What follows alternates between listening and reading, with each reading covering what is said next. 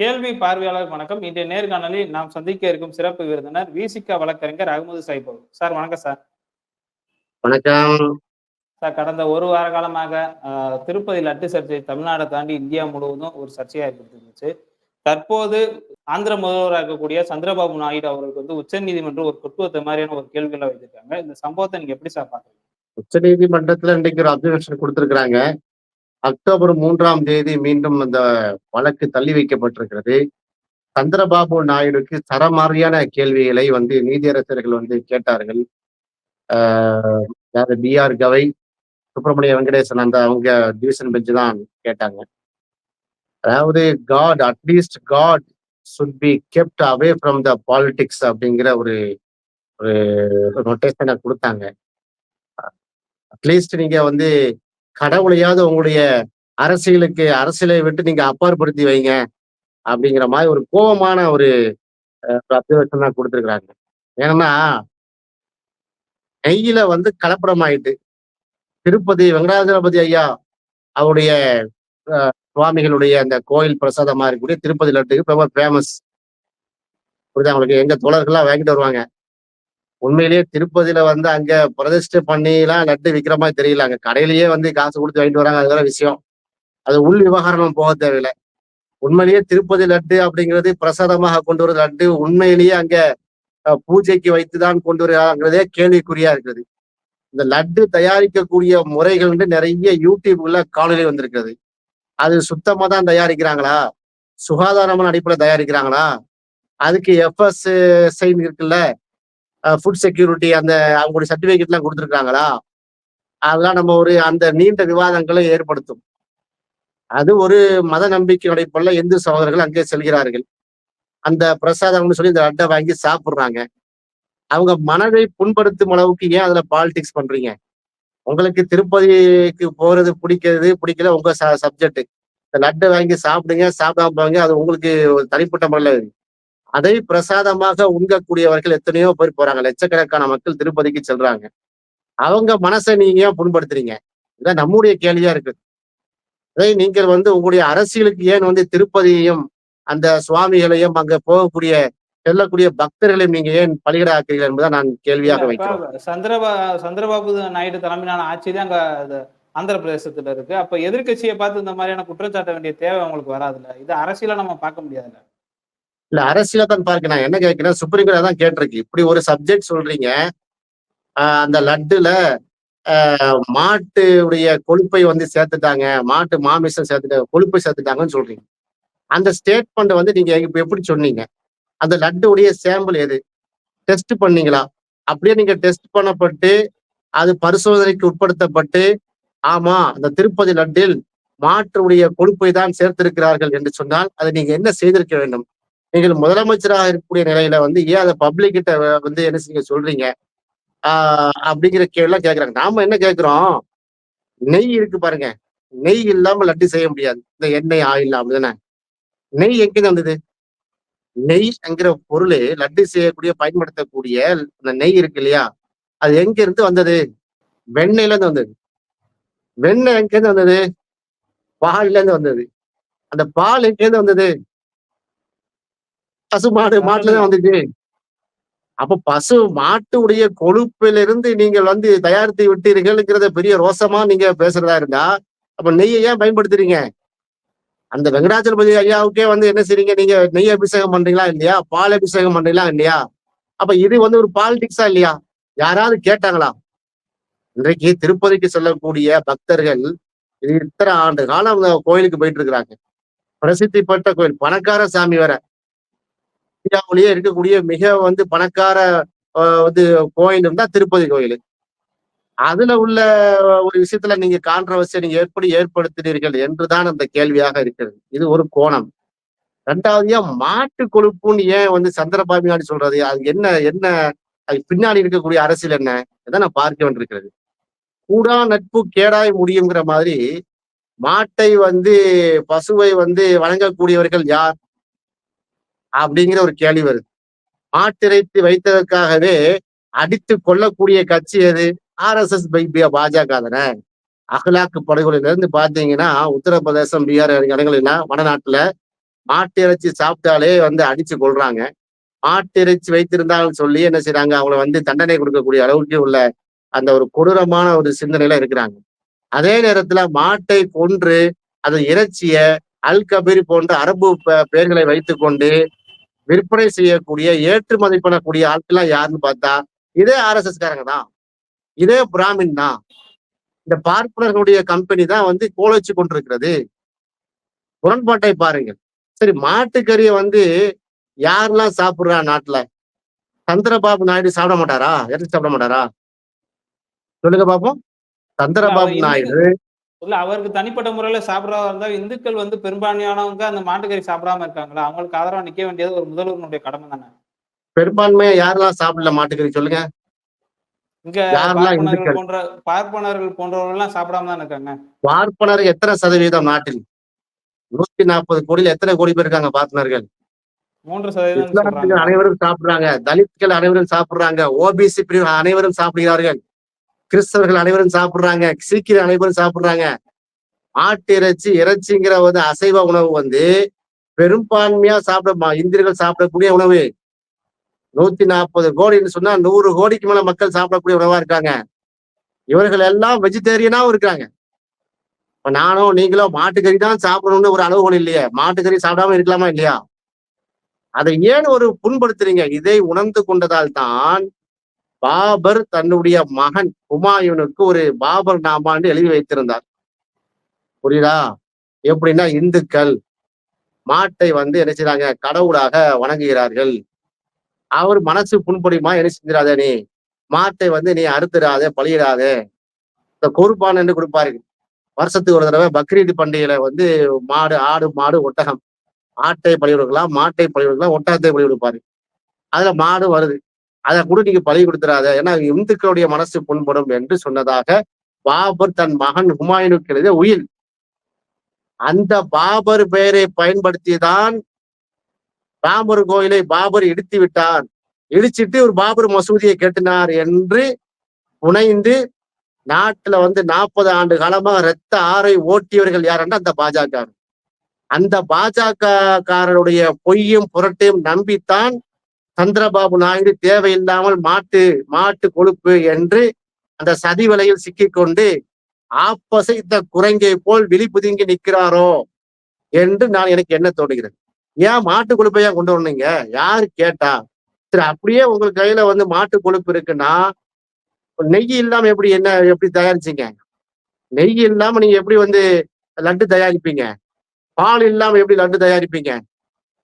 நெய் அபிஷேகம், பால் அபிஷேகம் எப்படி நீங்க பண்ணுவீங்க? அது மாட்டுல தானே வருதுங்கிற ஆருக்கு மண்டை எதிர்த்தரப்பு வச்சா என்ன செய்வீங்க? இப்ப இந்த கேள்விகள் எல்லாம் இருக்குது. உண்மையிலேயே கலப்பட நெய் என்று சொன்னால் எந்த மாதிரியான கலப்படம்? ஒரு நெய் எப்படி கலப்படம் ஆகும்? அப்ப இப்படியா சொல்லுங்க. நாங்கள் தயாரிக்கக்கூடிய பயன்படுத்தக்கூடிய நெய் மாட்டிலிருந்து வரக்கூடிய நெய் அல்ல. சோயா பீன்ஸ் பாலை நாங்க என்ன செய்யறோம்? நாங்க கடைஞ்சு அந்த மாதிரி நாங்க என்ன செய்யறோம்? சோயா பால் மூலமாக செய்யறோம். வெஜிடேரியன் நெய் அப்படியே சொல்லுங்க. அப்படி சொல்லி நீங்க மக்களை கன்வின்ஸ் பண்ணிருக்கலாம். இது இல்லாம வெளிப்பக்கத்துல வந்து பத்திரிகையாளர் சந்திச்சு பார்த்தீர்களா கலப்படம் ஆகிவிட்டது என்று சொன்னால் அவரும் சேர்ந்தன உடந்த. இப்ப என்னன்னா அந்த சாம்பிளை கேட்கிறாங்க.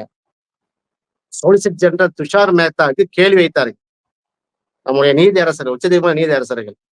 சாம்பிள் எங்கங்க, எப்படிங்க, யாருங்க பண்ணா? இல்லைங்க, அவருக்கு சொல்றாரு பதில். சாம்பிள் வந்து கொடுக்கப்பட்ட சாம்பிள்ல வந்து சரியில்லையா, ஏற்கனவே விநியோகிக்கப்பட்ட லட்டு வேறையா, சாம்பிளுக்காக அனுப்பப்பட்ட லட்டு வேறையா, ஏன் வேற இருக்கு? அப்ப யாரு பொறுப்பு?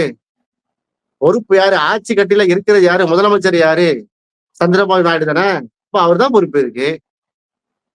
இப்போ ரோத்தகைக்கு இருக்கார்ல, ரோத்கை, அதாவது எதிர்த்தரப்பு வக்கீல், கேஸ் போட்டவர், அவர் வலிமையான வாதங்களை எடுத்து வைத்தார்.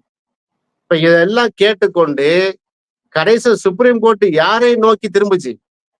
சந்திரபாபு நாயுடு தான் விட்டு வச்சிருக்காங்க. உங்களுக்கு தேவையாது, ஏன் அப்படி அரசியல் பண்றீங்க?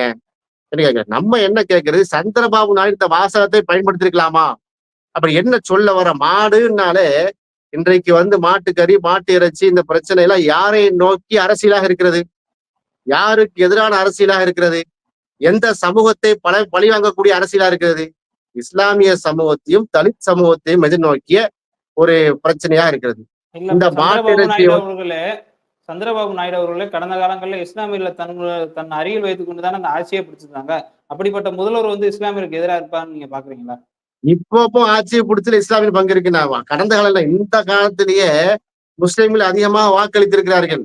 எல்லாம் வந்து இந்த மாதிரி ஒரு தலித்துகளை இஸ்லாமியர்கள் தங்கள் வாக்கு வங்கியாக பயன்படுத்தி கொண்டு ஆட்சி அதிகாரத்துல ஏறி அமர்ந்த பிறகு முதுகில் குத்தக்கூடியதானே இருக்கிறாங்க. அந்த வரிசையில சந்திரபாபு நாயுடு சேர்ந்திருக்காரு, என்னமோ தெரியல. அதனாலதான் வந்து வக்குப்பு சட்டத்துக்கு எல்லாம் மௌனியாக இருக்கிறார். ஒண்ணு எதிர்க்கணும், ஆதரிக்கணும், அமைதியா இருக்கிறாரு.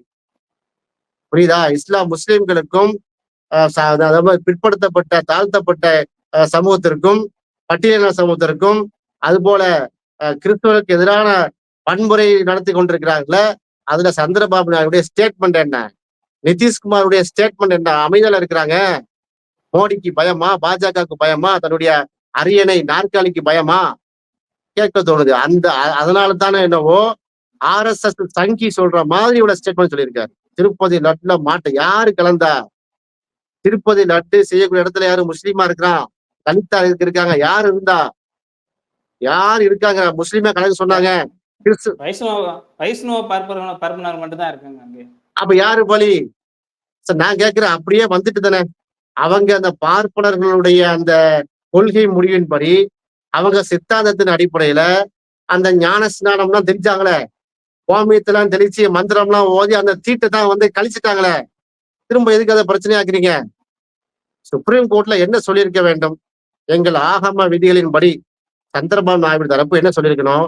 ஆமாங்க, நாங்க வழக்கு வந்து நான் பேசினேன், நான் பேசிய அடிப்படையில் நீங்க எஃப்ஐஆர் போட்டீங்க, எஃப்ஐஆர் பதிவு செய்யப்பட்டு இங்க சுப்ரீம் கோர்ட் வழக்கு வந்து விட்டது. இப்ப நான் சொல்றேன், எங்க ஆகம விதிகளின்படி எங்க ஐயர்கள் எல்லாம் போய் சென்று மந்திரங்கள் ஓதி கோமியத்தை தெளித்து எல்லா தீட்டையும் நீக்கிட்டாங்க. இப்ப கவலையே இல்ல. யார் யாரெல்லாம் சாப்பிட்டாங்களோ அந்த சாப்பிட்ட லட்டு எல்லாம் சூப்பர் லட்டு. இனி சாப்பிடக்கூடிய லட்டுல எந்த மேட்டர் இல்லைன்னு முடிச்சு சொல்லிட வேண்டியதானே. அப்ப நீங்க எதுக்கு கோமியத்தை தெளிச்சீங்க? நாட்டை எந்த பாதைக்கு கொண்டு செல்றா பாருங்க. ஒரு காலத்துல சந்திரபாபு நாயுடு இருந்தார். எப்படிப்பட்ட சந்திரபாபு நாயுடு? பில் கிளின்டன் வந்து பார்ப்பார் சந்திரபாபு நாயுடு. பில் கேட்ஸ் வந்து பார்ப்பார். அந்த ஹைதராபாத்தை சிலிக்கன் வேலியா மாற்றியவர். புரியுதா? கலிபோர்னியா மாதிரி இந்தியாவுடைய கலிபோர்னியா சிலிக்கன் வேலி என்று சொல்லக்கூடிய அளவுக்கு கம்ப்யூட்டர் புரட்சியை வந்து உண்டு பண்ணியதுல மிகப்பெரிய ஒரு தாக்கத்தை உண்டு பண்ணியது சந்திரபாபு நாயுடு. கடந்த காங்கிரஸ் ஆட்சி காலத்துல ஹைதராபாத் அங்கதான் அப்பதான் கம்ப்யூட்டர் துறையில ஐடி செக்டர்ல நிறைய பெரிய வளர்ச்சி பட்டது. அப்படி லேப்டாப் அரசு நடத்தியது சந்திரபாபு நாயுடு. இப்ப பார்த்தா லட்டுங்கிறாரு, மாட்டு கொழுப்புங்கிறாரு, ஞான ஸ்நானம் பண்ணிட்டோங்கிறாரு. என்னத்த சொல்றிய? கூடா நட்பு கேடாய் முடியும். அதாவது நான் சொல்லக்கூடாது, வேண்டாம். அவரு இன்னொரு ஓவிய கூட சொல்றேன். அதோட சேர்ந்த கன்றும் வந்து எதையா திங்குமல அந்த கதை தான். சந்திரபாபு நாயுடுகளை உங்களுடைய கண்ணியத்தை பாதுகாத்துக்கிறீங்க, அவ்வளவுதான் சொல்லுவேன். சார் அந்த லட்டு பிரச்சனை ஒரு புறம் இருந்தாலும் நேற்றைய தினம் ஒரு தனியார் தொலைக்காட்சி நடந்த விவாத நிகழ்ச்சியில மதிவதனி அவர்கள் வந்து அர்ஜுன் சம்பத் வந்து தாக்க முற்பட்டிருக்காரு. இந்த சம்பவத்தை எப்படி பாக்குறீங்க? அர்ஜுன் சம்பத்தை பத்தி எல்லாம் நாம் கேள்வி கேட்டு அவருக்கெல்லாம் விளம்பரம் தேடி கொடுக்க கூடாதுங்க. அவரா தன் இருப்பை காட்டிக் கொள்வதற்காக எதையாவது இப்படி செய்வாரு, குண்டக மண்டக செஞ்சுட்டு இருப்பாரு. அவரு உடம்புல ஃபுல்லா பாத்தீங்கன்னா இந்த திராவிட மாடல் ஆட்சிக்கு எதிரான விஷமத்தரமான கருத்துக்களை சொல்லுவதும், அமைதி பூங்காவாக இருக்கக்கூடிய தமிழ்நாட்டுல வந்து கலவரக்காடாக மாத்துவதற்காக முயற்சியில் தான் இருந்து கொண்டிருக்கிறாரு. தன் இருப்பை காட்டிக் கொள்றாரு. அவரு இருக்கக்கூடிய இந்த அவங்க கட்சியில கூட பெரிய அளவுக்கு ஒரு செல்வாக்கு பக்கா தெரியல. அதெல்லாம் போட்டு கேள்வியா கேட்க வேண்டாம். நான் என்ன கேட்கிறேன், அவங்க சித்தாந்தமே அப்படித்தானங்க. அடிக்க பாய்ந்தார் என்று சொன்னால் அவங்க வந்து அடிப்பதற்கும் மற்றவர்களை தாக்குவதற்கும் அதுக்கு தானங்க பயிற்சி எடுத்திருக்காங்க. RSSல ஒரு தடியை வைத்து எதுக்கு பயிற்சி எடுக்கிறாங்க? சக இந்தியர்களை எப்படி கொல்றது, சக இந்தியர்களை வந்து எப்படி வந்து நம்ம அடிச்சு துன்புறுத்துறது, இது தானங்க பயிற்சி எடுத்திருக்கிறாங்க. அதனால அவங்க பேசக்கூடிய பேச்சும் செயல்பாடும் எல்லாமே வன்முறையா இருக்குன்னு பாத்திருக்கீங்க. இங்க காலத்துல பாத்தீங்கன்னா 2007 நினைக்கிறேன், 2007 2008 காலத்துல கலைஞர் வந்து முதலமைச்சராக இருக்கும்போது அந்த ராமர் பாலம் பிரச்சனை வந்து பெரிய அளவுக்கு ஆயுது. அன்றைக்கு வந்து கப்பல் துறை அமைச்சராக இருந்த அண்ணன் DR பாலு அந்த சேது சமுத்திர திட்ட கால்வாயை வந்து இங்க கொண்டு வந்தார். அதுக்காக முயற்சிகளை மேற்கொண்டார். உடனே என்ன சொன்னாங்க? சேது கால்வாய் தோண்டக்கூடாது, அதான் ராமர் வந்து பாலம் கட்டின இடமா இருக்கிறது என்று சொன்னார்கள். அப்போ வந்து ஒரு நகைச்சுவையாக ராமர் பாலம் கட்டினாரா, எந்த இன்ஜினியரிங் காலேஜுங்க ராமர் படிச்சாரு என்று கலைஞர் வந்து கேட்டுப்பட்டாருங்க. அதுக்காக என்ன செஞ்சாரு? வேதாந்திங்கிற ஒரு சாமியாரு கலைஞருடைய நாக்கை வெட்டுவேன் என்று சொன்னார். இப்ப வெட்டுவேன் குத்துவேன் என்று சொல்வதும் அடிக்க பாய்வதும் சரக்கு இல்லைல்ல, அவர் பக்கம் நீதி இல்லை, அவர் பேசுவதற்கு வந்து பண்டம் இல்ல, சப்ஜெக்ட் இல்ல, உடனே வேகம் வருது, உடனே கோபம் வருது. மதுரவதி சகோதரியை பார்த்து பாயிறார் என்று சொன்னால் அப்படி பாஞ்சான்தான் அர்ஜுன் சம்பத்து. அர்ஜுன் சம்பத்து போன்றவர்கள் இப்படித்தான் இழப்பார்கள். இதுதான் சங்கி மாடல். நம்ம திராவிட மாடல்லாம் என்னன்னு காமிச்சிருக்கிறோம். குழந்தைகளுக்கு இலவச பள்ளி சீருடை, குழந்தைகளுக்கு இலவச காலை உணவு திட்டம், மடிக்கணினி, அவங்களுக்கு சைக்கிள், அவங்களுக்கு வந்து ஃபீஸ் ஸ்ட்ரக்சர் 1000 ரூபாய் வந்து ஊக்கத்தொகை, இதெல்லாம் திராவிட மாடல் ஆச்சு. சங்கி மாடல் ஆச்சு அது. நீங்க வந்து விட்டருவா வீச்சருவால கொண்டு போ, துர்கா வாகினி என்று பெயரை வைத்துக் கொண்டு பள்ளி கல்லூரி மாணவர்களுக்கு ஆயுத பரீட்சையை கொடு, எல்லா பசங்களும் கையில வந்து RSS கயிறை கட்டி விட்டு சிலம்பம் கற்றுக் கொடு, ஏன் அடிச்சு துன்புறுத்துறதுக்கு. டிவியில வந்துட்டோமா சமூக ஆர்வலன்னு கீழே போட்டிருப்பான், அரசியல் விமர்சகர்கள் பேசுறது ஃபுல்லா சங்கித்தனமான கருத்துக்களை வந்து சொல்றது. இந்த அரசியல உள்ளதான் அர்ஜுன் சம்பத்து. அவரை பத்தி பேசி நம்ம நேரத்தையும் காலத்தையும் நம்ம வந்து வேஸ்ட் பண்ணக்கூடாது. இது போன்ற ஆட்களுக்கு விளம்பரம் தேடி நாமளே கொடுக்கக்கூடாது. இதுதான் அவருடைய பேச்சுக்கு சொல்ற. மற்றபடி அவரை ஒரு பொருட்டாவே கருத வேண்டிய அவசியம் இல்லை. சந்திரபாபு நாயுடுனுடைய அரசியல் குறித்தும் அர்ஜுன் சம்பத்தினுடைய வன்மத்தை குறித்தும் பல்வேறு கருத்துக்களை மிக்க நன்றி சார். நன்றி.